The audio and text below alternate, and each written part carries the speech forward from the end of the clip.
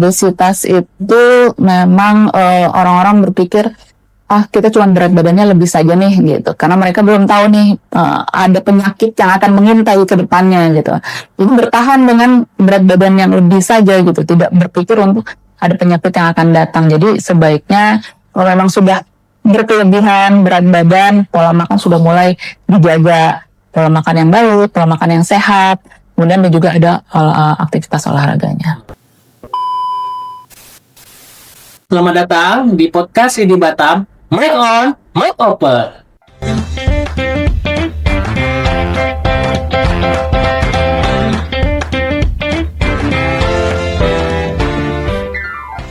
Assalamualaikum warahmatullahi wabarakatuh. Salam sejahtera untuk kita semua. Saya dengan Dr. Rio Firsan. Di episode kali ini, kita akan membahas topik yang sering disalahpahami, tapi dampaknya sangat besar bagi kesehatan, yaitu obesitas. Obesitas sering dianggap sekedar masalah penampilan atau kurang disiplin. Padahal secara medis, obesitas adalah penyakit kronis dengan banyak faktor di baliknya. Hari ini, saya sudah bersama dokter yang sangat kompeten di bidangnya, yaitu Dr. Josephina Junizar, MGizi, SPGK AIVOKA. Selamat datang Dr. Josi. Terima kasih Dr. Rio. Yang akan membantu kita memahami obesitas dari sudut pandang medis dan empatik. Dok, menurut dokter nih, ya sebenarnya obesitas itu apa sih, ya? Dan bedanya dengan obesitas dan berat badan berlebih itu apa ya dok ya? Oke, kalau obesitas itu adalah penyakit kronis yang disebabkan karena penumpukan lemak yang sudah sangat lama. Penumpukannya juga dalam jumlah yang banyak. Kemudian kalau kelebihan berat badan itu karena berat badannya yang lebih saja. Dan itu juga bisa berdasarkan IMT. Jadi kalau misalkan IMT-nya orang Indonesia itu, kita bisa lihat dari untuk Asia Pasifik ya, kita IMT-nya berdasarkan Asia Pasifik itu di atas 22,9, itu di atas itu 23, itu udah termasuk ke kelebihan berat badan. Kalau untuk obesitas itu di atas 25. Kalau misalkan kelebihan berat badan ya itu tadi di atas 23. Perbandingannya di situ. Dan biasanya kalau sudah terjadi obesitas itu sudah was-was itu untuk terjadinya penyakit tidak menular seperti hipertensi, diabetes, ataupun kanker dan lain sebagainya. Itu banyak penyakit yang disebabkan karena memang obesitas. Kira-kira faktor-faktor apa saja sih yang menyebabkan obesitas, dok? Oh iya, faktor obesitas itu banyak ya. Salah satunya juga memang ada faktor genetik, karena memang dari keluarga ataupun dari hormonnya yang tidak dapat mengolah lemak ataupun protein ataupun karbohidrat yang menjadi lebih baik. Ataupun juga bisa karena dia faktor stres. Faktor stres itu juga sangat mempengaruhi untuk terjadinya obesitas. Kemudian karena kurang tidur, itu juga sangat mempengaruhi untuk metabolisme di dalam tubuh. Aktivitas olahraga yang sangat kurang ataupun dia sedentary, lebih banyak duduk, terus tidak banyak bergerak, ataupun dianya lebih banyak enakan tidur-tiduran, nah itu sangat mempengaruhi untuk terjadinya obesitas. Kalau dari sudut pandang penyakit nih, apakah ada kaitannya obesitas dengan diabetes, dengan sakit jantung, ya maupun penyakit lainnya? Ada, sangat mempengaruhi sekali ke penyakit tersebut. Misalnya seseorang tersebut tidak punya penyakit jantung atau diabetes ataupun hipertensi, kalau misalkan dia sudah menginjak ke arah obesitas yang seperti di awal saya katakan ada peradangan atau inflamasi di dalam karena pelemakan yang sangat banyak, itu ya akhirnya mempengaruhi ke hipertensi, ataupun ke diabetes atau pre-diabetes, atau juga tadi ke sakit jantung, itu mempengaruhi sekali. Atau kita sudah terdiagnosa obesitas, menurut dokter langkah apa saja sih untuk menangani pasien obesitas ini, dok? Dan kira-kira berapa target berat badan yang harus diturunkan sehingga menjadi berat badan ideal? Ya, baik. Kalau sudah mau menjadi obesitas ya, kita sudah harus mungkin medical check up. Lakukan medical check up untuk mengetahui dia sudah ada penyakit apa. Tapi walaupun dia tidak melakukan medical check up, tetap kalau memang dia sudah merasa kelebihan berat badan ataupun sudah menjadi obesitas, datanglah ke ahlinya. untuk melakukan penurunan berat badan supaya mungkin dia belum terjadi seperti hipertensi dan lain sebagainya, bisa dicegah untuk mencapai situ.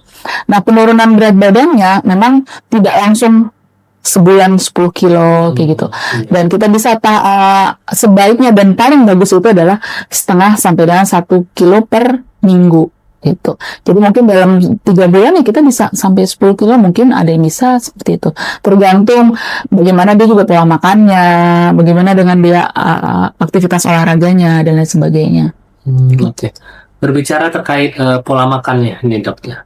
Kira-kira pola makan yang bagaimana yang untuk pasien obesitas yang sesuai gitu, dan juga kalau kira-kira aktivitas fisiknya kira-kira apa aja ya dok ya? Oke.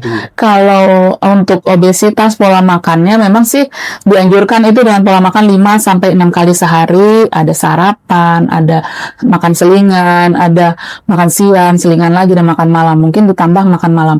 Tapi itu pola makannya itu yang kita atur berdasarkan kebutuhan energinya dia dalam sehari. Misalnya dia lebih banyak duduk, ya energi mungkin tidak terlalu tinggi kita berikan. Kalau misalkan dia banyak bergerak, ya energinya mungkin agak lebih tinggi. Dan itu kita bisa berikan mungkin tinggi protein, tinggi serat, itu yang dapat membuat rasa kenyang dari seseorang yang obesitas. Obesitas itu kan kalau misalnya dia makan pasti rasanya mau makan aja gitu, ngemil lagi seperti itu. Nah itu kita berikan bersering tapi dengan porsi yang sesuai dengan kondisinya, itu yang bisa kita lakukan pada pasien yang obesitas. Dan juga memang harus ada aktivitas fisik, yaitu berupa olahraga. Beda ya, aktivitas fisik yang cuman menyapu atau jalan kaki di mall dibandingkan dengan aktivitas fisik yang olahraga. Jadi kalau misalnya aktivitas fisik yang olahraga itu kan memang kita lihat dari denyut nadinya, dan yang kebutuhan denyut nadinya yang seperti berapa banyak sih untuk yang olahraga. Dan itu olahraganya harus ada kardio, dan kardio kita tidak langsung berikan harus berapa menit gitu ya. Kita bisa berikan bertahap sesuai dengan kemampuan seseorang, tapi nanti ditingkatkan secara bertahap. Kardio itu berupa jalan kaki, bukan lari. Itu untuk bisa untuk bakar lemak ya, dan yang intensitasnya yang sedang. Tapi kalau misalkan selain kardio, kita harus tambahkan juga strength training berupa angkat beban. Tapi kalau memang dia sudah obesitas sekali, tidak langsung diminta untuk ada angkat bebannya. Nanti setelah beberapa bulan sudah ada penurunan berat badan yang baik, baru kita tambahkan angkat beban.